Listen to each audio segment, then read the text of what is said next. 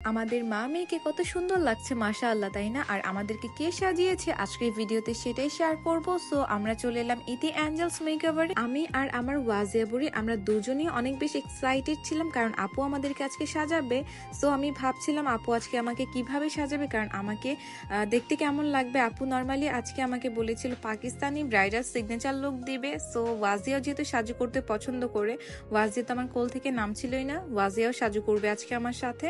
আর আমি অনেক বেশি এক্সাইটেড ছিলাম মেকআপের পর দেখতে আমাকে কেমন লাগবে, কারণ আপনারা সবাই বলেন আমাকে নাকি সিম্পল লুকে অনেক ভালো লাগে, আর আমি এমনিতেও মেকআপ করতে বেশি পছন্দ করি না। সো আমি অনেক বেশি কনফিউজ ছিলাম।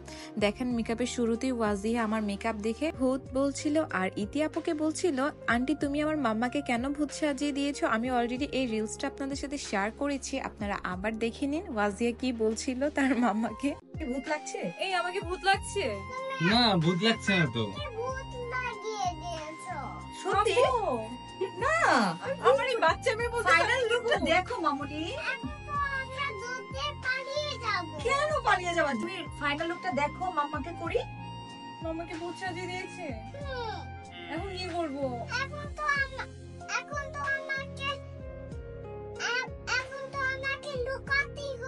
কেন? আমার মেয়ে আমাকে দেখে নাকি লুকাবে, আমি কই যাবো? আচ্ছা মার ফাইনাল লুকটা করি, দেখো একটু, তুমি ওয়েট করো, এখানে থাকো। আপনারা দেখলেন তো বুড়ি কিভাবে বলছিল লুকাতে হবে, সে ভূত দেখেছে লুকাতে হবে, মানে আমাকে ভূত বানিয়ে দিল। আর এটা ছিল আমার ফাইনাল লুক। এখন আপনারাই বলেন তো আমাকে ভূত লাগছে কিনা, আর আমার মেকআপটা কেমন হয়েছে অবশ্যই কমেন্টস করে জানাবেন। এটা ছিল আমার ফাইনাল লুক। এখানে ইতি আপু আমার ছোট্ট ওয়াজিকে সাজিয়ে দিচ্ছিল, আর আপনারা তো জানেন ওয়াজিয়া সাজতে কত ভালোবাসে। এখন অনেকে অনেক ধরনের কমেন্টস করতে পারেন, যেমন ওয়াজিয়াকে কেন সাজাচ্ছে, ও তো ছোট, স্কিনের প্রবলেম হতে পারে।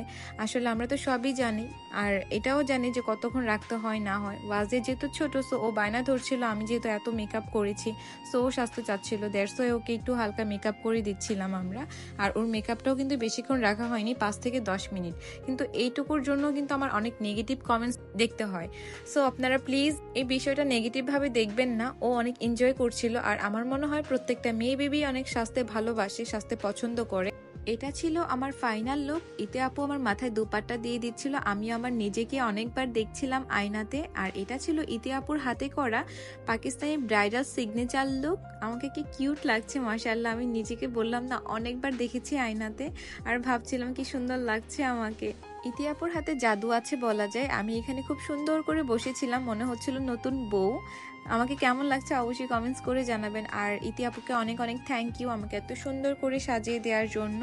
তাছাড়া ইতি আপুর পার্লারের অ্যাড্রেস ছিল পুরান ঢাকা লক্ষ্মীবাজার স্বপ্ন আউটলেটের পাশেই ইতি অ্যাঞ্জেলস মেকওভার। সো আজকের ভিডিওটি এ পর্যন্তই। সবাই অনেক অনেক ভালো থাকবেন, আর ইতি আপুকে আবারও অনেক অনেক ধন্যবাদ আমাকে এত সুন্দর করে সাজিয়ে দেওয়ার জন্য। আল্লাহ হাফিজ।